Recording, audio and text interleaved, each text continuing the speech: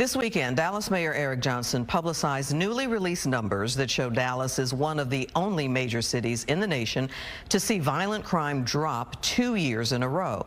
But that report comes just as Dallas City Council members were briefed today about a rise in violent crime victims in January. Fox 4's Lori Brown live at Dallas City Hall. Lori. Clarice, a criminologist tells us that it is too soon to tell if the January violent crime numbers will be part of an overall upward trend in crime this year. But he did say it is worth acknowledging Dallas's 2-year drop in violent crime. Our homicides are up 9.52%.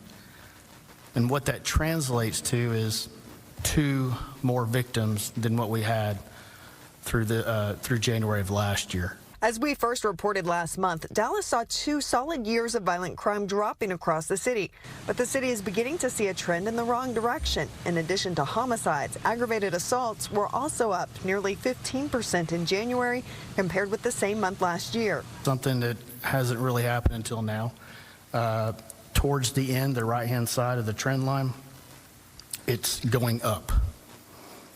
And this is a victim count trend line. Dallas police explained that the number of actual violent incidents was still down, but the victim count was higher in January 2023 compared with January 2022.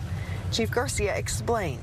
If we look at the month of January, we had the lowest incident count as it pertains to ag assault, homicide, and robbery incidents that we've had in 5 years. Unfortunately, we've had several incidents. One shooting incident equaled 19 victims. And as Major Scoggins pointed out, 6 shooting incidents equated to 76 victims. One of the dynamics that we're working with, obviously, with the criminologists, is that our goal is to reduce the incidents. And then by reducing incidents, we'll reduce victims. But again, unfortunately, we've had some incidents that just have had a lot of victims tied to it. Chief Garcia said the city is continuing its strategy of increasing the police presence in the highest crime areas of the city, which it refers to as grids. We're not sitting as a department hoping that it's going to go down because of we're reducing incidents. Hope, as we know, is the worst type of strategy to have. And so obviously we're looking using data, as we always do, drilling down on every part of the data with regards to not only what we're looking at so that we can separate fact from fiction. Dallas did see business robberies go down by nearly 60% in January, and that fits with the larger trend pointed to over the weekend by Mayor Eric Johnson. He claimed on Twitter that local media have no interest in reporting that Dallas is the only big U.S. city with a 2-year decline in violent crime. The number is based on a survey from an association of big city police chiefs that just came out this month. Again, Fox 4 reported the downward trend as recently as last month based on updates from Dallas police. We asked criminologist Dr. Alex Del Carmen for his perspective, and he says after 2 years of decline in violent crime, in contrast with other major cities, it will be a challenge for Dallas to continue the downward trend. There is a limited impact that law enforcement has on crime going down as a whole.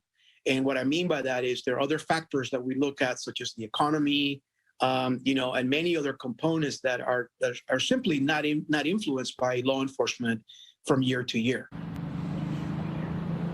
Part of the city's strategy in reducing violent crime goes beyond police enforcement, for example, cleaning up blight at apartment complexes. But Public Safety Chair Adam Magoo expressed concern about the city identifying 1,600 violations and only remediating 34 of them. Clarice. Lori Brown live at Dallas City Hall. Lori, thank you.